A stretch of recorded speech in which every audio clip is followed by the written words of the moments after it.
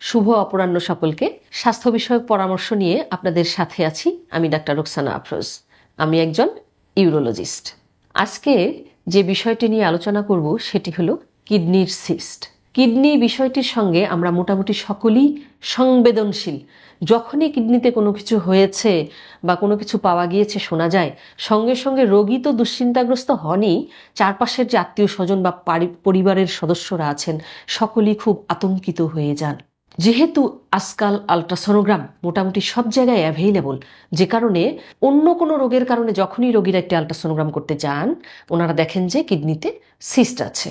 সঙ্গে সঙ্গে সবাই আতঙ্কিত এবং দুশ্চিন্তাগ্রস্ত।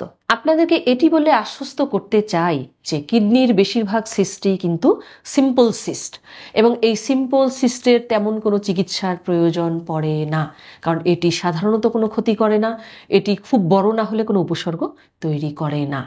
তাই সিম্পল সিস্টের জন্য আমাদের আতঙ্কিত হবার কোনো কারণ নেই। তবে হ্যাঁ, সিম্পল সিস্ট কখন উপসর্গ তৈরি করবে? যদি এটি অনেক বড় হয়ে যায়, যেমন ধরুন 8-9 সেন্টিমিটার বা 10 সেন্টিমিটার সাইজে হয়ে যায়, যদি ওতে রক্তক্ষরণ হয় সিস্টের ভেতরে, যদি সিস্টে ইনফেকশন হয়, তখন কিন্তু রোগীরা পিঠের পেছন দিকে ব্যথা অথবা কোমরে ব্যথা বলতে পারে। ইনফেকশন থাকলে জ্বরও নিয়ে আসতে পারে। সেই সকল ক্ষেত্রেই কেবল চিকিৎসার প্রয়োজন হয়।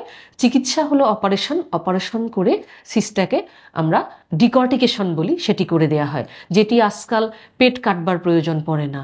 অত্যাধুনিক ল্যাপারোস্কোপিক সার্জারির মাধ্যমে ছোট্ট ফুটো করে দেওয়া সম্ভব। তাহলে আসি, সিস্ট পেলে আমি কি করব? সিস্ট পেলে আতঙ্কিত হবেন না, কারণ বেশিরভাগই সিম্পল সিস্ট।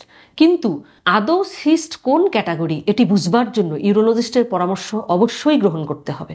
কারণ আমাদের কিডনিতে যে সিস্ট আছে এগুলোর কতগুলো ক্যাটাগরি আছে যেটাতে আমরা ভাগ করি।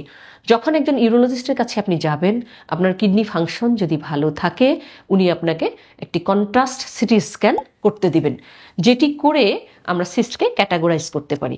সিটি স্ক্যানের রিপোর্ট অনুযায়ী সিস্টকে 5 ভাগে ভাগ করা যায়। এর মধ্যে টাইপ 1 সিস্ট যেটি এতক্ষণ বললাম আমি, সেটি হলো সিম্পল সিস্ট। এই সিস্ট সাধারণত কোনো ক্ষতি করে না এবং এতে তেমন কোনো উপসর্গ থাকে না, তাই এই রোগীর ফলো আপও খুব একটি জরুরি নয়, আনলেস যেটি বললাম যে খুব বড় হয়, ইনফেকশন হয় বা রক্তক্ষরণ হয়। টাইপ 2 সিস্ট, যেটিতে ক্যান্সারের ঝুঁকি খুবই মিনিমাম, যে কারণে এই রোগীকে একটু নিয়মিত ফলো আপে রাখতে হবে, কিন্তু ইমিডিয়েট অপারেশন বা এরকম কিছু দরকার নেই।